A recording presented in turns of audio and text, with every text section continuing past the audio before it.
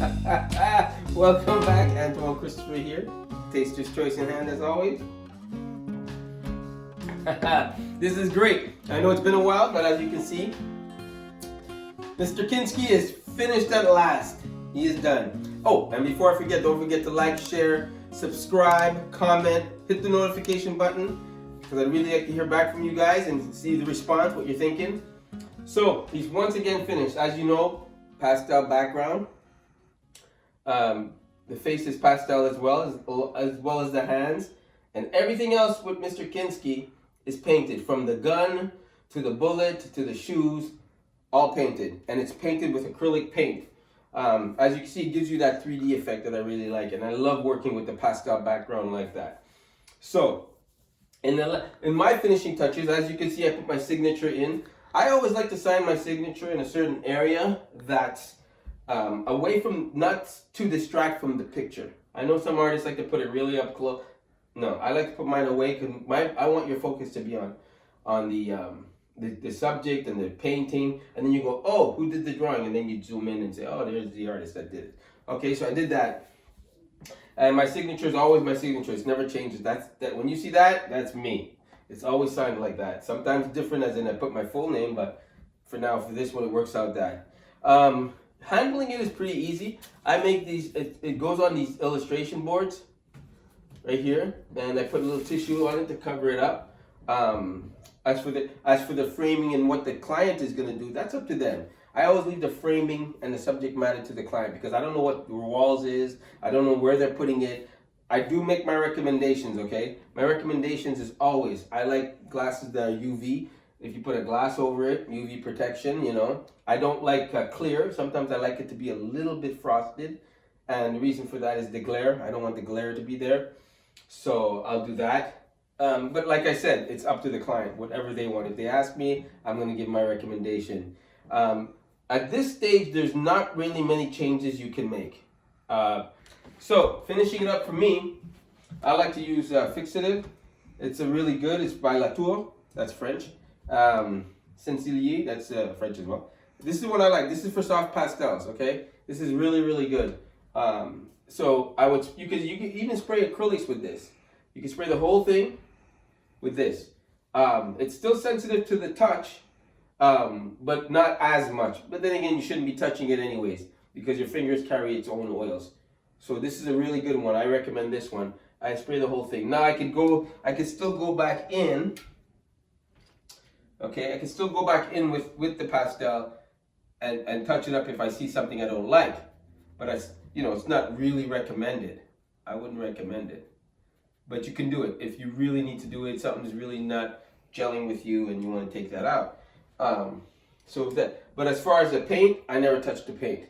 I leave the painting all by itself, because that's something I'm not going to go back, remix the colors. As you know, acrylics dry fast, all right? And the overall drying fast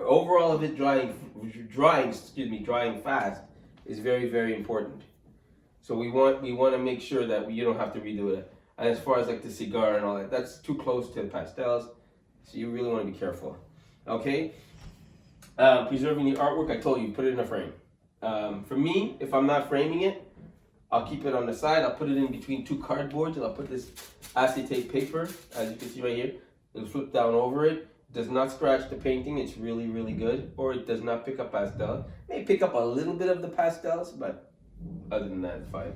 And then I'll just put it there. Obviously, you don't want it in the heat. You don't want direct sunlight. All the traditional stuff you probably know already as artists yourself.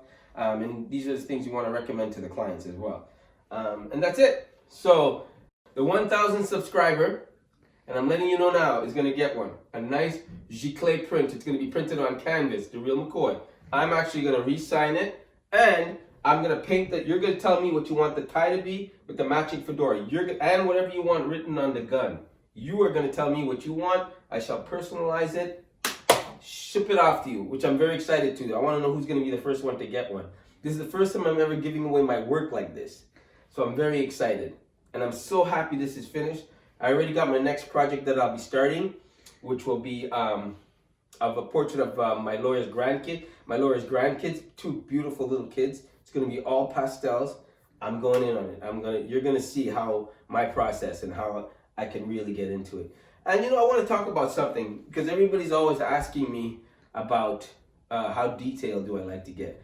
Because I am a hyper-realism artist, but and I've mentioned this before, and I feel like I need to mention it again because I've had people ask me like, how detailed can you go? I don't want it to be, okay. I don't like it to be to the point where it looks. It looks like a photograph, obviously, but I like it between the photo. I don't want it to be like, oh, it looks like a photograph, but I like it to have that. Oh, you go up close, bam, it looks like a drawing. I still want, to me, that's the art part. Can I go in hyper, realize, get the detailed pores in the skin? Yes, I can. But that, for me, is a photocopier's job, not mine. As an artist, I'm very creative. I'm very open. I'm very creative. So I actually don't want to go that detailed. Knowing I can is great, but I pick when I'm going to do it and when I'm not going to do it. All right, so that's it.